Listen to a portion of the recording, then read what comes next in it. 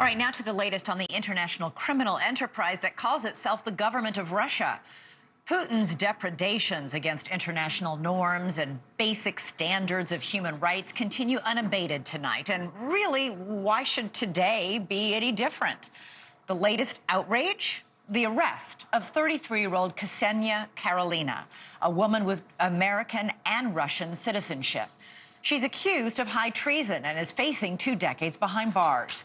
Video from Russian state media shows masked officers handcuffing and escorting her with a white hat covering half of her face. Her alleged offense? Making a donation of a whopping $51.80 to a pro-Ukrainian organization and allegedly participating in pro-Ukraine rallies right here in the United States. In other words, daring to exercise in the U.S. what we in the U.S. consider basic freedom of expression. Now, Moscow always gives some justification for these arrests. In this case, the claim is that the pro-Ukraine group Razom for Ukraine is helping Ukraine buy weapons and ammunition.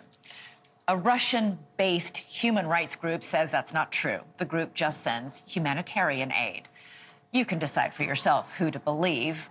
Russia, as we all know, is not known as a staunch guardian of the rights of the accused. To the contrary, this arrest merely adds to the impression that Putin is snatching Americans to be used as bargaining chips as the Ukrainian war nears its 2nd bloody anniversary. NewsNation spoke with Karolina's former mother-in-law, who says she has little hope for Karolina's release. If United States officials do not help her, she will be spending the rest of her life in jail.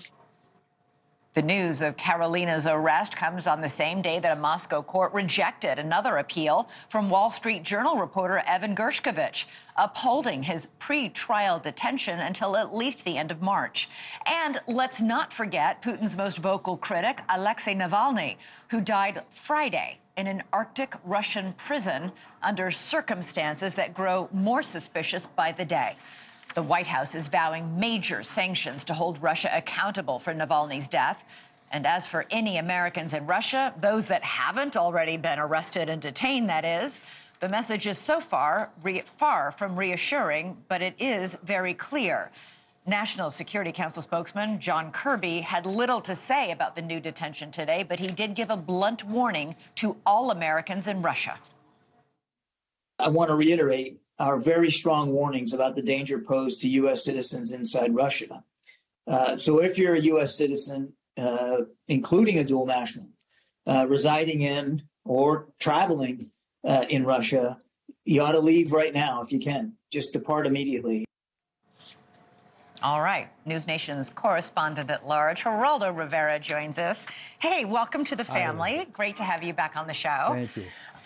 What do you make of this arrest today of an American citizen for donating $51 to a group sending in humanitarian aid, and this warning to Americans in Russia from John Kirby, get out? Russia is our enemy. Correspondents from the United States who go to Russia and kiss his ass, let them be warned. This is the real person. This is the real country that we have been confronting since the end of World War II. These are the actions of an arrogant, whimsical, frustrated, spiteful dictator who's trying to stick it to the United States. This poor woman victimized $51. It is ridiculous. It is farcical on its face, as it is with the Wall Street Journal correspondent. And on the heels of Navalny's murder in prison, this is pathetic. This,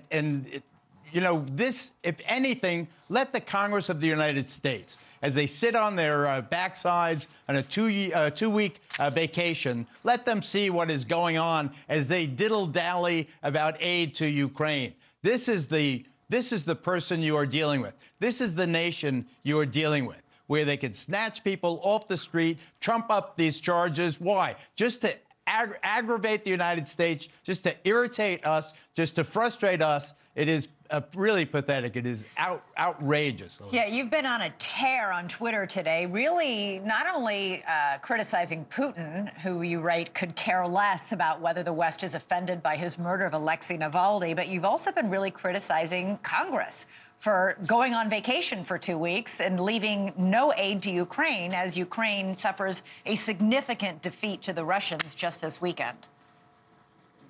It is absolutely appalling to me how there is now this new cabal, a growing cabal, where it's now hip, thanks to Tucker and his cohorts in Congress. Now it's becoming hip on the far right to embrace Russia as if Russia was not the nation we have watched over the last 75 years metastasize and devour its young. Yeah. Now what they've done, invading Ukraine and Ukraine running out of shells to fight back, cities falling now, Russia on the advance.